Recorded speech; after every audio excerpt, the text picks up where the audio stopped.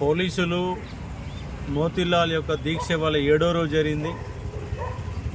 ఒక నిరుద్యోగుల తరపున, ఒక 30 లక్షల మంది నిరుద్యోగుల తరపున ఒక వ్యక్తి ఇవాళ మనందరి కోసం చావు బతుకుల మధ్య 7 రోజులుగా నిరాదీక్ష చేస్తున్నాడు.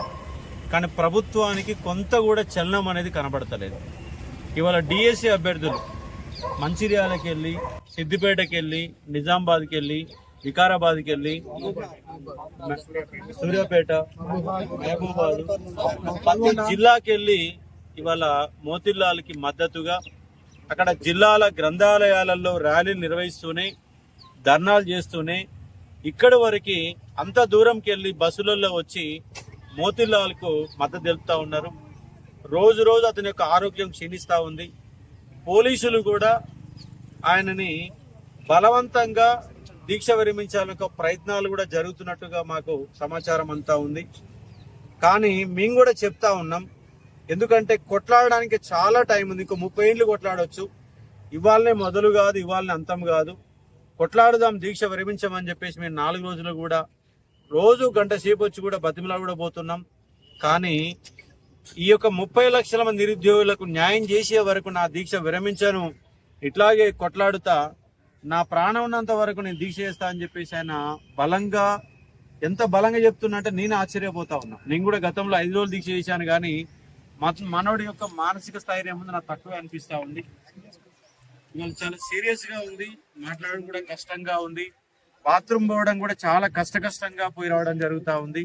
కాబట్టి ప్రభుత్వం ఎమ్మటే స్పందించి డిఎస్సి వాళ్లకు మెగా డిఎస్సి ప్రకటించి, మొన్ననే గందరగోళాల మధ్య టెట్టు పెట్టారు, పోస్టులు పెంచారు. కాబట్టి వాళ్ళకు ఒక 60 రోజుల పాటు టైం కేటాయించాలా. గ్రూప్ 2, 3 పోస్టులు కంపల్సరీగా 783 నుంచి 2000 పెంచాలా. గ్రూప్ 3 పోస్టులు 3000 పెంచాలా. గురుకుల వాళ్ళు రోడ్డు మీద తిరుగుతున్నారు, వాళ్ళందరికీ న్యాయం చేయాలా. గ్రూప్ 1లో 3వ ఎగ్జామ్ రాసినాం, గందరగోళ పరిస్థితి ఎగ్జామ్ రాసినాం, 1:100 ఇవ్వాలి. జీవో నెంబర్ 46 పరిష్కరించాలని ఒక ప్రధానమైన డిమాండ్లతో అతని దీక్ష ఇవాళ 7వ రోజు కొనసాగుతుంది. చూడండి, ఒకసారి వ్యూ మొత్తం ఒకసారి చూపెట్టండి. ఎందుకంటే ఇక్కడి నుంచి కాదు, జిల్లాలకు వెళ్ళి తరలి వస్తూ ఉన్నారు. ఆయనకు మద్దతుగా మేము రేపు రాష్ట్ర వ్యాప్తంగా ఆందోళన లాంటి పిలుపునివ్వడానికి సిద్ధమవుతా ఉన్నాం. దీక్ష ఆర్ఎస్ ప్రవీణ్ సార్ కూడా ఉద్యమంలోకి ఎంటర్ అవుతా ఉన్నాడు. రాష్ట్ర వ్యాప్తంగా దీక్షలు అనేవి కొనసాగడానికి, ముట్టడి చేయడానికి మేము సంసిద్ధులు అవుతా ఉన్నాం.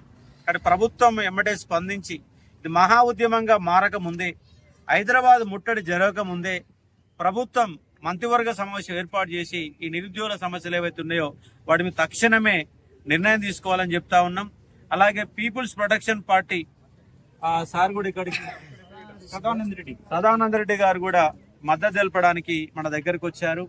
రోజు రోజు మద్దతు తెలుపుతా ఉంది. ప్రతిపక్ష పార్టీల వాళ్ళు వచ్చారు, బీజేపీ వాళ్ళు వచ్చారు, టీఆర్ఎస్ వాళ్ళు వచ్చారు. కాబట్టి ఇంత మొండిగా మేము ఇంత దౌర్భాగ్యమైన ప్రభుత్వాన్ని ఎన్నుకున్నామని ఎన్నడూ ఫీల్ కాల. ప్రభుత్వం మారితే మా జీవితాలు బాగుపడతాయేమో, పోస్టులు పెరుగుతాయేమో, న్యాయం జరుగుతుందేమో, ప్రజాస్వామ్య పరిరక్షణ జరుగుతుందేమో అనుకున్నా. కానీ దానికి విరుద్ధంగా ఈడ ఒక 40-50 మంది పోలీసులను పెట్టి లోపడిపోవడానికి కూడా ఇబ్బందులు పెట్టే ప్రయత్నం కూడా జరుగుతున్న సందర్భం. కాబట్టి ప్రభుత్వం తక్షణమే నిరుద్యోగులకు న్యాయం చేయాలి. లేకపోతే మహా ఉద్యమంగా మారితే మీ ప్రభుత్వాలు కూలిపోతాయి. గత ప్రభుత్వాన్ని కూలగొట్టి నిరుద్యోగులే. కాబట్టి ఆ ముట్టడి జరగకముందే, మహా ఉద్యమం జరగకముందే ఉన్న సమస్యలన్నీ పరిష్కరించాలని, తక్షణమే పోస్టులు పెంచాలా, టైం ఇవ్వాలి, ఎగ్జామ్ టైం ఇవ్వాలని డిమాండ్ చేస్తూ ఉన్నాం. అక్కడ విద్యార్థి మిత్రులు కూడా మాట్లాడే ప్రయత్నం చేస్తారు. సార్, అంటే రేపు బంధుకు పిలుపునిస్తా ఉన్న ప్రతిపక్ష నేతలను కూడా, వాళ్ళకి సంబంధించినటువంటి నాయకులకు కూడా వాళ్ళకు మీరు కోరుతా ఉన్నారు, వాళ్ళ మద్దతు అందరి పార్టీలో మద్దతు తీసుకుంటాం. ఇప్పుడు రేపు నిర్వహించేటటువంటి ఈ 2 రోజులు 3 రోజులలో మహా ఉద్యమం, మహా పిలుపునివ్వడం జరుగుతుంది. దాంట్లో భాగంగా అన్ని పార్టీలు, బీజేపీ వాళ్ళని, టీఆర్ఎస్ వాళ్ళని, బీజేవైఎం, ఏబీవీపీ, ఎస్ఎఫ్ఐ, డివైఎఫ్ఐ, అలాగే బిఎస్పీ, అంబేద్కర్ యువజన సంఘం, డిఎస్సి అభ్యర్థులు, గురుకులాలు, జీవో నెంబర్ 46 ఒక మహా ఉద్యమం జరగబోతుంది. హైదరాబాద్ గతంలో తెలంగాణ పబ్లిక్ సర్వీస్ ఏ విధంగా అయితే ముట్టడిచ్చామో దానికి 10 రెట్ల మందితో, ఎందుకంటే వాళ్ళ ఆవేశంగా ఉంది. ఇవాళ ప్రతి లైబ్రరీలలో ర్యాలీలు నిర్వహిస్తుంది, ప్రతి లైబ్రరీ ధర్నా జరుగుతుంది. నిన్న నల్గొండ జరిగింది, వరంగల్ జరిగింది, ఖమ్మం జరిగింది, మహబూబ్ నగర్ జరిగింది. 33 జిల్లాలు స్పందిస్తున్నాయి. అవసరమైతే రాష్ట్ర వ్యాప్తంగా లక్షల మందితో నిరాహార దీక్షలు కూడా మొదలు పెడతాం. దీనికి ప్రభుత్వం దిగి రావాల్సిందే, న్యాయం చేయాల్సిందే. ఇట్లానే మొండిగా ఉంటే మీ ఫలితాలు మీకు ఒక్క నిమిషం నేను మాట్లాడు. ప్రొటెక్షన్ పార్టీ తరఫున మోతీలాల్ గారుకి పూర్తి మద్దతు తెలియజేస్తున్నాను. ఈయన చేస్తున్న దీక్ష నిజంగా న్యాయబద్ధమైనది. నిరుద్యోగ యువకులకు డిఎస్సి ఎగ్జామ్ను ఇంకా 2 months ఎక్స్టెండ్ చేయనికే ఈయన ఏ దీక్ష అయితే చేస్తున్నాడో దానికి పూర్తి సహాయ సహకారాలు అందించేందుకు పీపుల్ ప్రొటెక్షన్ పార్టీ విద్యార్థుల తరపున, నిరుద్యోగుల తరపున, మిగతా అన్ని రాజకీయ పార్టీలను ఏకం చేసేందుకు మా వంతు సహాయం చేస్తామని ఈ సందర్భంగా తెలియజేస్తున్నాను. అంతేకాక ఈ విద్యార్థులు ఏదైతే న్యాయమైన కోరికను కోరుతున్నారో ప్రస్తుత ప్రభుత్వం వీరి కోరికలను తీర్చకపోతే వచ్చే ఎలక్షన్లలో తప్పకుండా ఈ పార్టీ ఈ ప్రభుత్వం తుడిచిపెట్టుకుపోగలదని నిర్భయంగా నిర్మోహమాటంగా చెప్తున్నాను.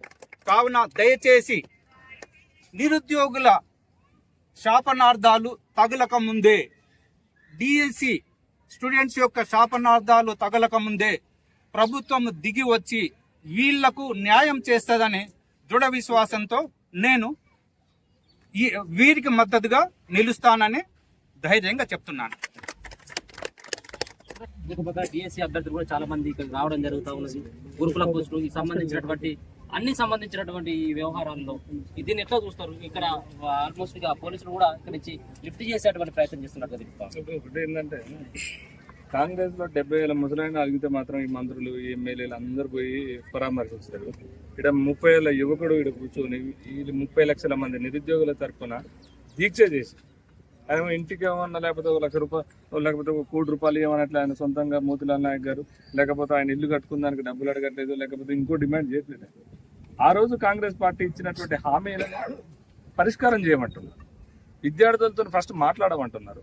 కనీసం ప్రజాపాలన పదే పదే చెప్పుకునే ప్రగతి భవన్లో తలుపులు తెచ్చుంటాయని చెప్పుకునేటువంటి మీరు ఈ దగ్గరకు వచ్చినటువంటి ఒక్క డిఎస్సీ ఆస్పిరెంట్స్ కావచ్చు, ఇక్కడ ఉన్నటువంటి గ్రూప్ 2, గ్రూప్ 3 ఆస్పిరెంట్స్ కావచ్చు, ఎవరినైనా ఒక్కసారి కలిసి మీ సమస్య ఏందని ఇప్పటి వరకు ఒక్కసారి కలిసిన ముఖ్యమంత్రి గారు ఒక్కరినైనా కలిసిండా? ఎవరిని కలవలేదు. పోగా ఆ పోస్టులు పెంచేది అది పెద్ద ఉద్యమం జరుగుతున్నప్పటికీ కూడా డిఎస్సీ అనేది చిన్న సమస్య. అది గవర్నమెంట్ కూర్చొని పరిష్కరిస్తే చిన్న సమస్య. అది ఆడపిల్లలు 3 months ఫీడింగ్ ఇచ్చే పిల్లలు, ఆడతల్లులు ఇక్కడికి వచ్చి కన్నీళ్లు పెట్టుకుంటుంటే ఎంతవరకు సమంజసం ఇది? రేవంత్ రెడ్డి గారికి ఎందుకు కళ్ళు తెరవట్లేదు? ఎందుకు పోస్ట్ పోన్ చేయవు? నీ చేసిన తప్పిదం, నువ్వు చేసుకున్నటువంటి తప్పిదానికి వాళ్ళని ఎందుకు బలి పరిశీలన చేస్తున్నావు? ఆల్రెడీ అక్కడ మధ్యాహ్నం ఈ టెట్ రిజల్ట్ ఇచ్చిన తర్వాత డిఎస్సి ఎగ్జామ్ కి టెట్ రిజల్ట్ కి 20 days లేదు.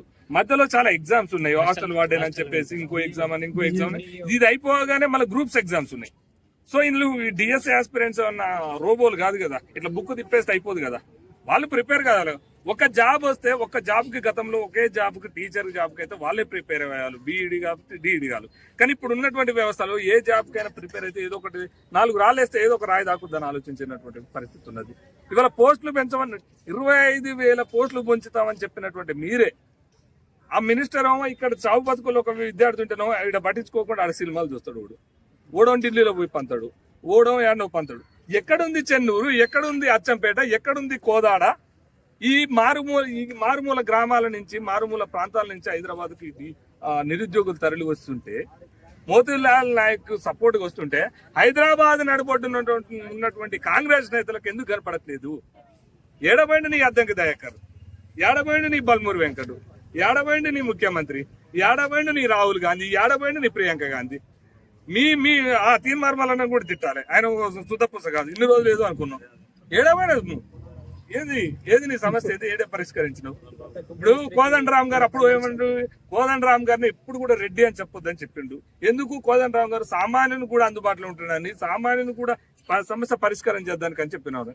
మరి ఇవాళ ఏమైంది సార్? నువ్వు అంటే అధికారం వచ్చినంతసేపు, నీకు పదవి వచ్చినంతసేపు నువ్వు కొట్లాడినావు, తిట్టినావు, అన్ని అన్నావు.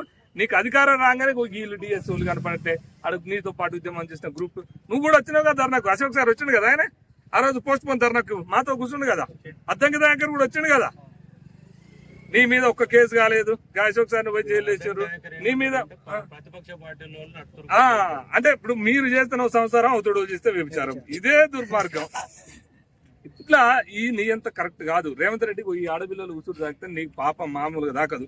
ఆల్రెడీ నీకు ఓడుకున్న కేసు ఉంది, ఇలా పాపం తాకితే ఆయనతో జైలుకి పోతుంది, కవితతో కూర్చోవాల్సి వస్తుంది. ఈ సమస్య పరిష్కరించవాలి. ఎందుకు ఈ ఆవేదన?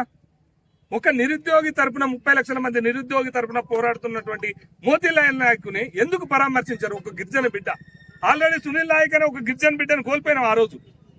మళ్ళీ ఒక గిరిజన బిడ్డ ముందుకు వస్తే మీరు ఎందుకు గవర్నమెంట్ తిరిగి రావట్లేదు? సమస్యలు మీరు ఫస్ట్ విద్యార్థులతో చర్చించండి. అయ్యా ఈ మధ్యన వారది ఎందుకు, చైనా వాళ్ళు గోడ ఎందుకు కడుతున్నారు మధ్యన? ఎందుకంత సీతక్క గారు ఒకప్పుడు ఎట్లా మాట్లాడేది? ఎక్కడో మారుమూల గ్రాంతాలకు ఏదో పంపిణీ చేస్తున్నటువంటి సీతక్క ఇయ్యాలి ఏమైంది? మరి ఇక్కడ హైదరాబాద్ నడుగొట్టుకు వచ్చిన మా గిరిజన బిడ్డల్ని ఎందుకు ఆదుకోలేకపోతున్నాం? ఈ రకంగా చూస్తే నియంత కేసీఆర్ కంటే పెద్ద నియంత రేవంత్ రెడ్డిగా మారిపోయిండు. అధికారం వచ్చినాక, అధికారం రాకముందుకు చాలా చెప్పిండు, అధికారం వచ్చేసరికి మారిపోయిండు, మొత్తం కూడా మారిపోయిండు. కాబట్టి మీ లాగులు దాడిచే కాడ మీ లాగులు పలిగేదాకా రప్పించుకోవద్దు. ఈ సమస్య వెంటనే పరిష్కరించండి. ఒకవేళ మోతీలాల్ని బలి తీసుకుందాం చూస్తున్నారా? మీకు ఇంపార్టెంట్ కాదా? యావత్ 30 లక్షల మంది మోతీలాల్ నాయక్ అనుకున్నారు. మోతీలాల్ నాయక్ ఏదో దీక్ష ఒక్కటి చేస్తున్న ఉండొచ్చు. ఇక్కడ ఉన్నటువంటి వాళ్ళు మాత్రం తిరగబడి, ఈ తెలంగాణ గడ్డ మీద తిరగబడే శక్తి ఉన్నది. ఈ తెలంగాణ గడ్డ మీద తిరగబడి బండేడి ఆదిగిరని ఆదర్శంగా తీసుకుని బండి వెనక బండి కట్టి 16 బండ్లు కట్టి బండిన పోతావు నా కొడుకు రేవంత్ రెడ్డి సర్కార్ అని పాడే పాట రావద్దు. అందుకనే నియంతగా పోయి ఇది చేయదు. వెంటనే ఈ తక్షణమే ఈ డిఎస్సి వాళ్ళది కావచ్చు, గ్రూప్ 2 వాళ్ళది కావచ్చు, ఈ సమస్య పరిష్కరించండి. మీరు పెట్టిన కుంపట ఇది. ఆ రోజు మీరు ఇచ్చినటువంటి హామీలే ఇవి. మీరు చెప్పినటువంటి హామీలు మీరు చేతగాకపోతే మీలాంటి దద్దమ్మ, మీలాంటి సవటలు ఇంకోటి ఉండా ఇక చెప్పరి. 6 ఏళ్లలో మీ మీద ఎంత వ్యతిరేకత వచ్చిందో మీరు ఒక్కసారి చూసుకొని, మేము ప్రధానంగా డిమాండ్ చేసేది మాత్రం ఖచ్చితంగా ఈ సమస్యలు పరిష్కరించే విధంగా ఉండాలని మేము డిమాండ్ చేస్తాం. వీళ్ళంతా ధర్నాలు చేస్తేనెవరు, అరెస్ట్ చేస్తేనెవరు, నైటే షెడ్యూల్ ఇచ్చింది అంటే ముఖ్యమంత్రి జరగకుండానే ఆఫీసర్ ఇచ్చిందా? మరి మీకు వాళ్ళకి ఏమైనా పడట్లేదా? మరి మీరు అది కూర్చొని పరిష్కరించాలి. వెంటనే దాన్ని విత్డ్రా చేసుకోవాలి. ఆ పోస్ట్ అది వెంటనే విత్డ్రా చేసుకొని టెట్ నార్మలైజేషన్ చేయవైతే నువ్వు కోర్టుకు పోతే నువ్వు నిలబడతావు. కోర్టు ముందు సిగ్గున్న పనికి మాట్లాడు అంటే కోర్టు. మరి అర్థం చేసుకో, మేము కోర్టుకు కూడా పోతున్నాం, వీళ్ళ ఫీల్ కూడా రేపు వేస్తున్నాం ఖచ్చితంగా 100%. ఈ కోర్టు ముందు ఇజ్జత్ పరుగు తీసుకునే ప్రయత్నం చేయకుండా వెనక